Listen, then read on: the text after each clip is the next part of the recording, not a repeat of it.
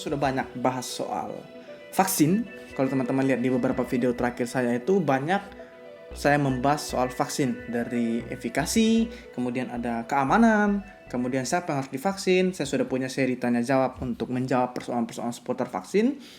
Karena kita memang sekarang lagi di tengah vaksin. Kita melihat pemerintah sedang menggencarkan vaksin sebagai salah satu upaya untuk mengatasi pandemi COVID-19 ya. Nah, di tengah saya membuat video-video soal vaksin itu, saya browsing-browsing di sosial media, ya di Facebook, dan saya melihat banyak isu-isu yang saya rasa saya perlu tanggapi. Yaitu isu bahwa rumah sakit meng-COVID-kan pasien. Pasien yang tidak COVID datang rumah sakit di-COVID-kan, walaupun sebenarnya tidak COVID. Ya, saya sebenarnya heran. Kenapa kok di tengah kesulitan yang dialami semua orang ini lagi berjuang. Pemerintah, tenaga kesehatan, masyarakat, aparat keamanan, semua itu lagi berjuang untuk menekan, mengurangi COVID ini. Dan tidak bisa dipungkiri bahwa tenaga kesehatan itu salah satu kelompok profesi yang sangat bekerja keras ya dalam kondisi ini. Dan saya mengambil sedikit waktu untuk memberikan apresiasi buat teman-teman dokter, perawat, bidan, semua relawan yang terlibat dalam penanganan COVID, karena kalian itu memang pahlawan tanpa tanda jasa. Tapi kok bisa ya di tengah-tengah situasi ini ada sekelompok orang yang sudah tidak memberikan kontribusi apa-apa, tapi bukannya diam tenang, dia justru memberikan statement-statement atau kalimat-kalimat yang membuat resah, bahkan mungkin membuat tersinggung tenaga medis. Dan semua relawan tentunya, kalau bilang rumah sakit ya semua relawan di dalamnya. Dengan isu yang tidak bisa dibuktikan, isu yang tidak tahu mereka saking kreatifnya, pikiran liar mereka itu bisa membawa mereka menemukan suatu isu yang kemudian mereka mengatakan isu itu dikerjakan oleh tenaga medis. Saya akan kutipkan beberapa status kalimat-kalimat yang meresahkan ini. Yang pertama, ini dari seorang, ya saya tidak akan sebut namanya, saya tetap sensor, supaya teman-teman bisa melihat bahwa kami tahu tata krama. Meskipun ini sudah jelas tidak menghargai kami tetap menghargai dengan tidak menyebutkan nama. Walaupun mereka sendiri tidak merasa perlu untuk disembunyikan, kan mereka berani posting di Facebook, artinya mereka sudah berani ya. Corona ini aneh dan misterius. Karena kalau ada pejabat seperti kepala dinas, wali kota, gubernur, dan lain-lain, pasti cepat sembuh. Tapi kalau kita rakyat jelata yang sakit, bahkan tak ada hubungan dengan COVID, nanti masuk hari ini langsung divonis dan di-COVID-kan. Bahkan ada yang meninggal saat itu berarti corona. Ada mata dan bisa tahu bedakan mana yang ada duit dan mana yang dompet kosong. Jadi, dia bilang begini, kalau ada orang kaya, pejabat, kena COVID cepat sembuh. Di satu sisi, kalau ada orang rakyat jelata yang tidak ada COVID, dibilang COVID. Nah, sekarang begini. Kalau kita lihat kalimat ini saja, dua statement dia tidak nyambung. Yang pertama dia bilang, orang kaya cepat sembuh. Harusnya dia bandingkan dengan orang miskin yang tidak cepat sembuh. Tapi dia bandingkan dengan orang miskin yang di-COVID-kan. Ini dua hal yang tidak nyambung. Bagaimana kamu membandingkan orang cepat sembuh dengan cepat sembuh itu artinya dia sudah positif tapi sembuh cepat. Yang satunya ini dia tidak positif dibilang positif. Tidak nyambung. Logikanya tidak bisa kena. Sehingga saya tidak mengerti kenapa kesimpulannya bisa corona bisa membedakan yang miskin dan kaya. Ya, itu yang pertama, bahwa logikanya tidak nyambung. Yang kedua, kalau kita lihat di sini, dia ngomong tanpa bukti. Pejabat, kata siapa pejabat kena langsung cepat sembuh? Ada yang cepat sembuh, ada yang tidak cepat sembuh. Gubernur kita 2 minggu. 2 minggu itu bukan waktu yang cepat. Apakah gubernur orang yang tidak mampu? Kalau teman-teman lihat wakil gubernur kena dan dia kena yang gejala berat. Apakah wakil gubernur tidak mampu? Banyak pengusaha yang sudah kena meninggal, tidak sembuh. Apakah pengusaha-pengusaha itu tidak mampu? Ya, jadi tidak ada bukti. Dan memang karakteristik orang-orang yang menyebarkan info seperti ini itu begitu. Selalu memberikan asumsi yang dalam tanda kutip meyakinkan orang awam, tapi sebenarnya kalau dicari tidak ada bukti. Itu yang pertama. Lalu yang kedua, jadi masalah orang kaya cepat sembuh itu asumsi, karena itu beda-beda. Ya, kenapa ada orang kaya yang cepat sembuh? Karena dalam satu sisi, bisa jadi mereka memang asupan gizinya lebih bagus. Saya tidak bilang orang miskin asupan gizinya tidak bagus, tapi ya secara karena dia punya lebih banyak uang, mungkin dia lebih bagus. Lalu mungkin dia bisa membeli suplemen-suplemen yang mahal-mahal. Kita tidak tahu, who knows. Tapi yang pasti adalah daya tahan tubuh setiap orang itu berbeda, teman. Ya. Orang kaya, orang miskin itu tidak peduli. Ada orang miskin yang cepat sembuh juga. Karena daya tahan tubuhnya berbeda. Tidak bisa kita samakan. Ya inilah. Kita omong manusia ini beda sama kamu buat status. Kamu buat status di sini, di Facebook, di Twitter, semuanya kan cuma tulisan ya sama. Tapi kalau kita bicara manusia, pasti berbeda. Ada yang cepat sembuh, ada yang tidak cepat sembuh. Yaitu memang tergantung virusnya yang menyerang, yang ganas atau tidak, tergantung daya tahan tubuh orangnya. Lalu yang kedua, dia bilang orang yang tidak rakyat jelata tidak ada hubungan COVID nanti divonis COVID. Nah, ini sekali lagi ya mungkin karena begini ya, kita tenaga medis itu sebelum COVID pun semua tenaga medis itu akan punya namanya protap, yang mana kita bekerja sesuai protap itu. Protap itu aturan. Jadi untuk mendiagnosis seseorang itu terkena COVID, itu harus ada aturannya. Bagaimana? Dari anamnesis, ya kita wawancara, pemeriksaan fisik, dan harus ada pemeriksaan penunjang laboratorium. Saya akan tunjukkan ini pedoman dari pedoman terbaru untuk diagnosis COVID ya. Pedoman ini yang saya mau kasih tunjuk teman-teman, lihat di situ ada, ini kalau dilihat di sini ada Perhimpunan Dokter Paru Indonesia. Ya, ini saya tunjukkan. Nah ini ditandatangani oleh Ketua Perhimpunan Dokter Spesialis Paru ya. Artinya, ya ini sudah ahli-ahlinya. Kemudian ada juga ditandatangani oleh dokter Ketua Perhimpunan Spesialis Jantung. Ya lihat namanya, dokter SPJP via Eva.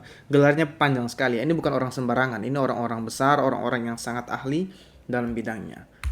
Ini ada lagi oleh Ketua Umum Perhimpunan Dokter Spesialis Penyakit Dalam. Ya. Lalu ada spesialis anestesiologi dan terapi intensif. Kemudian ada spesialis anak. Nah ini masing-masing mewakili organisasi profesi yang sangat besar. Artinya kalau mereka tanda tangan berarti organisasi profesi itu sudah setuju dengan isi dari pedoman ini ya. Jadi ini bukan status satu orang yang tidak jelas dari mana, kemudian post di media sosial tanpa dasar, bukti salah, alur pikir salah. Bahwa ini memang sesuatu yang resmi, yang nyata. Ya terserah teman-teman mau percaya yang mana. Nah, ini nanti daftar isinya, kita akan lompat ke bagian diagnosis ya. Nah, ini. Nah, diagnosis, definisi kasus dan derajat penyakit. Saya mau lompat ke bagian yang ini. Nah, ini. Ini kan konfirmasi, kasus konfirmasi. Kalau dia terkonfirmasi baru didiagnosis dikatakan COVID. Nah, seorang yang dinyatakan positif terinfeksi COVID adalah 1. Seseorang dengan PCR positif atau swab PCR positif. 2. Seseorang dengan rapid antigen, itu yang pemeriksaan yang baru itu ya, positif dan, jadi antigen positif harus dan, memenuhi kriteria definisi kasus probable atau suspek. Yang tadi yang di atas itu yang ada segala macam ya. Pokoknya dia ada riwayat kontak, ada gejala. Nah ini kriteria yang ini, suspek ini, dia ada demam, ada lebih dari satu gejala ini, atau dia ada riwayat kontak lain-lainnya. Itu plus dengan antigen baru positif. Dan yang ketiga itu rapid antigen positif dan kontak erat dengan pasien yang terkonfirmasi. Ya, jadi yang manapun, mau yang A, yang B, dan yang C, tiga-tiganya itu tetap ada pemeriksaan lab. Ya, yang A itu PCR positif saja, tidak butuh kriteria lain. Yang B dan C itu antigennya positif dan dia harus bergejala atau ada riwayat kontak. Artinya tidak mungkin diagnosis keluar kalau tidak ada itu. Tidak mungkin kamu datang, dokternya lihat, oh itu COVID. Ya, itu kalian. Kalau kalian mah lihat-lihat buat status bisa. Karena status kalian di Facebook itu terlalu remeh. Tidak bisa dibandingkan dengan status dokter menulis rekam medik pasien. Itu butuh tanggung jawab yang beban moral yang sangat berat untuk mendiagnosis pasien. Menuliskan pasien positif COVID. Tidak semudah kalian buat status menyerang tenaga medis. Ya. Lihat protap ini. Kalau ada kalian melihat ada rumah sakit yang tidak ada pemeriksaan ini dan diagnosis, tunjukkan pada saya. Silakan kalian tuntut, ambil jalur hukum kalau kalian yakin rumah sakit diagnosis tanpa pemeriksaan lab. Pasien datang COVID. Tunjukkan pada saya. Tidak mungkin kalian dapat ya. Kalaupun kalian dapat, silakanlah tuntut rumah sakit itu. Tapi saya yakin teman-teman saya yang ada semua mendiagnosis dengan bukti. Kita ini bicara bukti, bukan bicara asumsi. Saya buat tanggapan ini bukan buat orang-orang yang memang seperti ini, tapi memang saya buat untuk teman-teman lain supaya jangan terpengaruh ya. Isu-isu ini remeh sekali ya. Nah, jadi itu soal pasien di COVID kan. Kok pasien keluarga saya datang dengan jantung sampai rumah sakit di COVID kan? Lah, bukan di COVID kan. Memangnya tidak bisa kalau dia sakit jantung dan COVID. Tidak bisa. Atau dia asma kemudian kena COVID. Stroke kemudian disertai COVID. Ya, kalau kamu ke rumah sakit, itu hampir tidak ada pasien yang cuma punya satu penyakit. Ya, pasien dengan gagal ginjal punya hipertensi, memangnya salahnya di mana? Kan rumah sakit tidak menghilangkan sakit jantungnya karena dia COVID. Ya, penyakit-penyakit itu bisa membuat mungkin dia meninggal karena penyakit jantung, tapi apakah dengan dia meninggal karena penyakit jantung lalu dia tidak COVID? Tidak ada hubungan, tidak ada logikanya kalian ngomong seperti itu. Pasien bisa saja meninggal karena stroke dan dia menderita COVID, tidak ada masalahnya. COVID bisa diperburuk oleh stroke, stroke bisa diperburuk oleh COVID. Jadi tidak ada masalah dia mau datang dengan apapun, bahkan dia kecelakaan pun, mati di tempat, datang ke rumah sakit dalam keadaan meninggal, kalau dia memang ada COVID, kenapa? Ya, tidak ada masalahnya kalau dia datang meninggal, tetap diperiksa COVID dan ternyata positif. Kenapa tetap diperiksa COVID? Ya karena sekarang di tengah pandemi tidak ada tenaga kesehatan yang mau merelakan dirinya pasrah saja tanpa periksa, tangani pasien dan tiba-tiba COVID, siapa yang mau tanggung jawab? Jadi semua pasien memang diperiksa. Terlepas dia punya penyakit bawaan apapun, kalau ternyata hasil labnya positif, ya dia tetap didiagnosis COVID dengan penyakit lainnya itu. Ya, jadi jangan sok tahu lah. Keluarga saya jantung, dibilang COVID. Ya memangnya kenapa kalau dia jantung sama COVID? Keluarga saya hipertensi tapi juga mah. Memangnya kenapa? Kan tidak ada masalah. Selama ini tidak ada masalah, sampai di COVID ada masalah. Kalian memang suka mempermasalahkan ya. Makanya protap itu yang penting. Tidak peduli dia punya sakit apapun, kalau protap itu diikuti, diagnosis tidak akan salah. Makanya saya terkadang pikir-pikir ya, mungkin harus ada protap untuk posting di Facebook. Supaya mungkin satu, posting harus berdasarkan bukti, harus berdasarkan fakta. Posting tidak boleh asal omong menjelekkan orang tanpa. Ya itu mungkin harus ada protap seperti itu supaya kalian ini bisa terarah lah. Ya, itu yang pertama. Masalah mengcovidkan pasien. Anjing saya saja marah ya. Ada yang buat status sembarangan, anjing saya langsung gonggong ribut di luar karena tidak setuju juga mungkin ada status-status yang semberawut seperti ini. Sekarang status berikutnya. Ini masalah uang. Uang ini dalam bahasa Kupang ya, karena saya di Kupang. Uang pung perintah, artinya dia bilang begini, saya terjemahkan bahasa Indonesia. Ini uang yang memerintahkan evakuasi orang pakai pakaian seadanya, sama saja membongkar rahasia yang disimpan di rumah sakit. Artinya semakin jelas orang meninggal karena penyakit lain langsung di-COVID-kan. Jadi begini, dia bilang ada orang yang ada dari satu rumah sakit atau entah dari mana mengevakuasi pasien yang meninggal COVID tanpa menggunakan APD lengkap. Sehingga dia bilang ini adalah bukti bahwa orang meninggal karena penyakit lain langsung di-COVID-kan ya. Begini, saya tidak tahu permasalahannya seperti apa yang orang kena yang evakuasi tanpa menggunakan APD lengkap. Ya, saya tidak akan bicara soal itu karena memang saya tidak tahu ceritanya. Saya tidak terbiasa ngomong tanpa paham. Saya tidak terbiasa ngomong dengan sedikit pengetahuan, kayak baca judul langsung ngomong, saya tidak biasa. Tapi kalau seandainya memang dia salah karena tidak pakai APD, itu tetap tidak ada hubungan dengan COVID ini dengan orang yang meng-COVID-kan pasien. Sekarang begini, kalau ada HIV, tapi orang masih seks sembarangan, apakah itu membuktikan HIV tidak ada? Tidak. Dengan ada orang yang dalam tanda kutip mungkin lupa atau lalai menggunakan APD, itu tidak membuktikan COVID ini tidak ada. Bagaimana itu loh kesimpulannya? Ya, makanya biasakanlah menarik kesimpulan itu dari fakta yang ada. Ya. Orang meninggal karena penyakit lain langsung di-COVID-kan. Oke, mungkin dia meninggal karena penyakit lain. Tadi saya sudah bilang, tidak ada masalahnya dia meninggal karena jantung tapi disertai COVID. Apakah orang yang meninggal karena jantung tidak bisa karena COVID? Kamu ngawur kalau kamu ngomong begitu. Orang meninggal karena jantung, ada COVID, tidak ada yang larang. Dan COVID-nya masih bisa menular. Lalu apakah kamu bisa menjamin bahwa penyakit jantungnya misalnya tidak diperparah karena COVID? Penyakit asmanya misalnya kalau dia meninggal karena asma tidak diperparah COVID. Penyakit stroke-nya mungkin tidak diperparah oleh COVID. Kamu bisa jamin? Ya tidak bisa lah, kamu aja ngomong tanpa data, bagaimana kamu bisa menjamin? Jadi mereka ini sudah punya ide, kemudian ambil informasi apapun dari luar sana, cocokkan di ide itu. Makanya kesimpulannya jadi ngawur. Biasakanlah ambil data, ya, teliti data itu sampai betul-betul yakin baru buat kesimpulan. Jangan sudah punya kesimpulan dulu, nanti kamu ngawur ngomongnya ya. Saya ya maaf lah agak emosi, tapi begitulah. Jadi bagaimana sih kok bisa lihat orang tidak pakai pakaian lengkap, kemudian menyimpulkan bahwa itu COVID-nya tidak ada. Ya, kekeliruan yang sulit ya.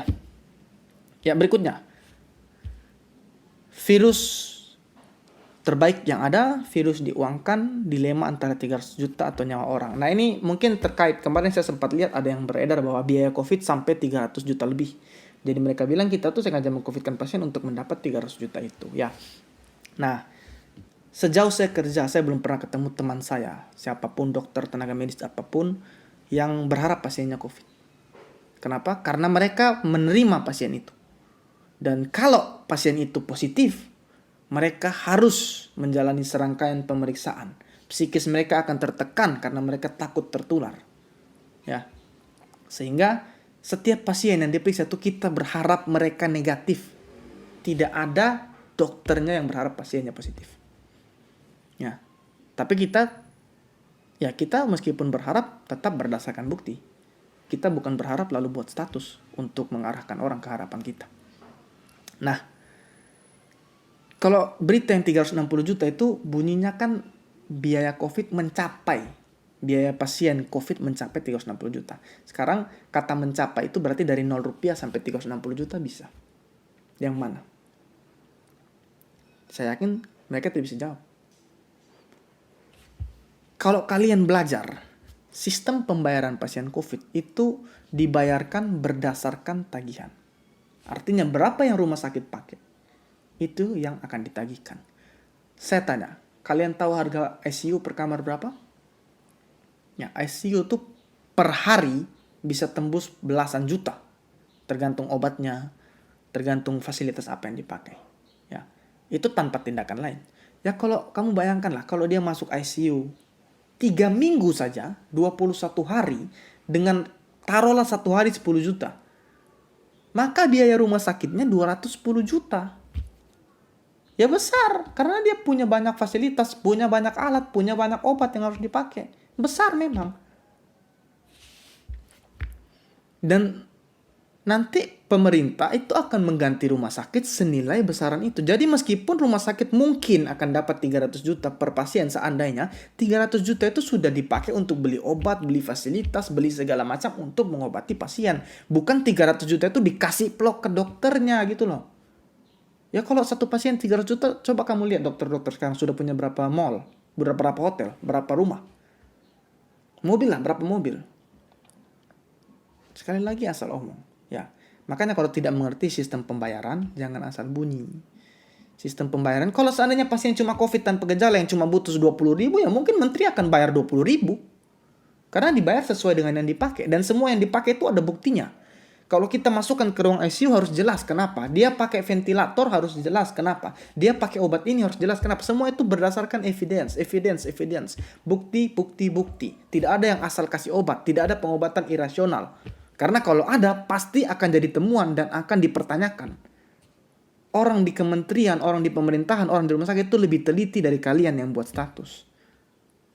Jadi, persoalan uang itu 360 juta, 300 juta itu kalaupun sampai segitu, itu bukan buat tenaga medisnya.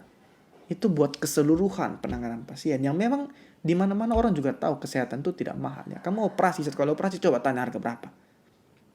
Ya kalau pasien COVID terus jadi operasi bagaimana?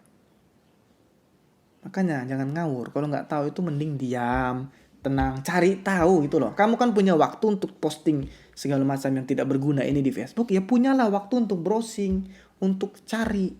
Jangan Kemarin teman saya seorang dokter, saya lihat statusnya bilang kalau kepalamu sudah isi batu, kepala batu maksudnya tidak mau mendengar yang benar, setidaknya hatimu itu lembut gitu loh. Jadi kalau kepalamu itu tidak bisa menerima sesuatu yang baik, setidaknya hatimu itu bisa melihat bagaimana pengorbanan orang lain dalam menangani ini.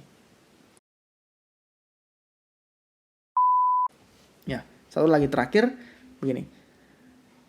Tanpa corona orang mati ratusan bahkan ribuan setiap hari. Kenapa begitu ada corona, orang mati semua didata dan selalu divonis kematian penyebab corona? Ini sekali lagi ngawur, tidak ada bukti, bukan hanya tidak ada bukti tapi juga bertentangan dengan bukti yang ada. Semua penyakit, hampir semua penyakit itu ada datanya. Hanya kamu saja yang kurang baca, kamu kurang cari, dan kamu tidak mau cari, dan kamu asal ngomong berdasarkan pengetahuanmu yang salah. Kenapa saya berani ngomong? Karena coba kamu ketik di internet. Kejadian diabetes di Indonesia. Ada. Kejadian hipertensi. Ada. Kejadian AIDS. Kejadian TBC. Semua penyakit itu didata untuk keperluan epidemiologi, keperluan kesehatan masyarakat. Jadi bukan cuma COVID, Bambang. Hanya karena kamu cuma tahu COVID yang didata, lalu kamu bilang yang lain tidak data, itu omong kosong. Kesehatan itu bukan baru kaget ada COVID dan data. Semua penyakit didata dan ini berlaku di seluruh dunia. Kurang literasi. Makanya saya punya moto tingkatkan literasi untuk turunkan hoax. Ya hoax-hoax seperti ini muncul karena tidak ada literasi atau malas cari literasi. Selalu divonis penyebab kematian, ya saya sudah omong dari tadi. Vonis ada bukti. Kalau memang 100 orang datang dan 100 orang divonis COVID, tidak masalah selama ada bukti. Beda dengan kamu yang selalu buat status tanpa bukti. Ya. Nah, mungkin itu dulu tanggapan saya. Bagaimana tanggapan teman-teman? Kalau ada yang punya lagi status-status yang lain yang meresahkan, yang bilang pasien di COVID-kan, yang punya asumsi-asumsi, argumen-argumen yang konyol, yang tidak masuk akal, tidak ada bukti dan tidak berlogika sama sekali, logikanya tidak nyambung, tulis di kolom komentar atau bisa DM saya. Mungkin kita bisa buat tanggapan tahap kedua. Ya, sampai di sini, salam sehat, tingkatkan literasi, turunkan hoax.